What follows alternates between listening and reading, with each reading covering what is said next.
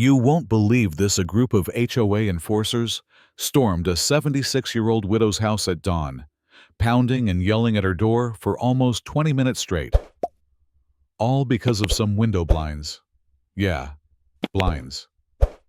And guess what? The whole ordeal landed her in the hospital with a heart attack.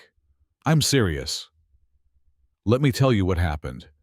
It all started in the quiet town of Willow Creek, where Margaret Collins lived alone after her husband passed away a few years back. She was a sweet lady, loved her garden, and yeah, she had these beige blinds on her windows that the HOA board didn't approve. The HOA president, a sharp-tongued woman named Linda Barrett, was notorious for pushing the rules hard. Using intimidation and fines like weapons, Margaret thought it was just petty nonsense until that fateful morning. At exactly 7 p.m., Margaret was sitting in her living room, sipping her tea, when suddenly the door exploded with a bang. Not a polite knock, but a fist-slamming hard-on-wood kind of bang. Then another, louder, meaner. "Open up. Mrs. Collins. You're violating HOA Code 22C. Unauthorized window coverings," shouted a man's voice, cold and impatient. Margaret froze, heart racing, clutching her chest.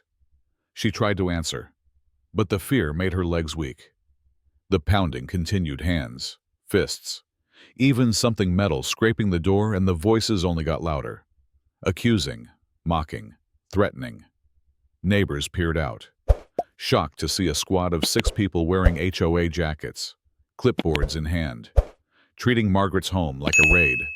One of them even threatened to tow her car if she didn't comply immediately.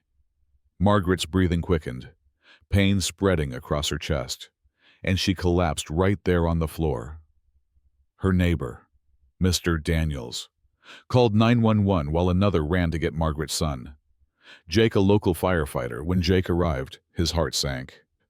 His mother was pale, barely conscious, struggling to breathe, the oxygen mask slipping off her trembling hands. Paramedics rushed her to the hospital, another visit that month.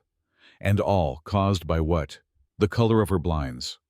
The very blinds that barely showed up against the window. But here's where it gets even more twisted.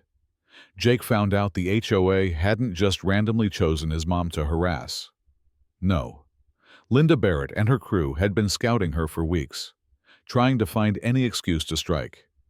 A retired neighbor, Mr. Grady, told Jake how they'd been asking about Margaret's living situation, if she had family nearby, taking notes like they were casing a house for a heist. It was cold and calculated. Jake didn't back down. He installed a hidden security camera on his mom's porch, no blinking lights. Just a discreet lens, and what he captured was brutal 9 HOA members standing outside, yelling, pounding, laughing at his mother's fear. One guy in a red polo shouted, "This is your final warning. Comply, or face fines and eviction." They weren't just enforcing rules, they were terrorizing an old woman. That footage went viral overnight. Millions saw the HOA's cruelty. Local news picked it up, and police couldn't ignore it within days. Linda Barrett and 2 other board members were arrested on charges of intimidation, attempted extortion, and conspiracy to harass a vulnerable adult.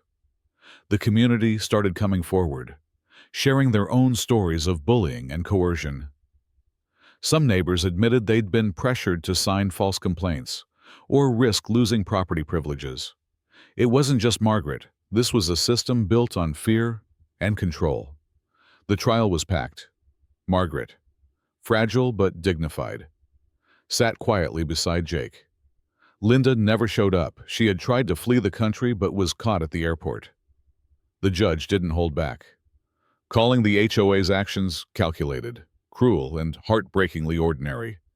The former board members got hefty sentences, and the HOA itself was dissolved, its funds redirected to elder abuse prevention. Margaret went back home, but not without scars. The porch railing had been removed by the HOA during their compliance check, leaving jagged metal stubs that cut her hand as she tried to steady herself. Yet, the neighborhood changed, where once there was silence and fear. Neighbors now brought flowers, checked in, and rebuilt trust. But here's the thing. This story isn't just about blinds or an HOA gone rogue. It's about power, control, and how bureaucracy can hide cruelty behind rules. It asks us, when does enforcing community standards become outright abuse? And who protects the vulnerable when those supposed to serve the community become its greatest threat? So, what do you think? Was the HOA just doing their job? Or did they cross a line nobody should ever cross? Could this happen in your neighborhood? Drop your thoughts below. Share your stories if you've been through something similar, because justice starts with us speaking up. And hey, if you found this story eye-opening, hit that like button and share it. Maybe it'll help someone else stand up too.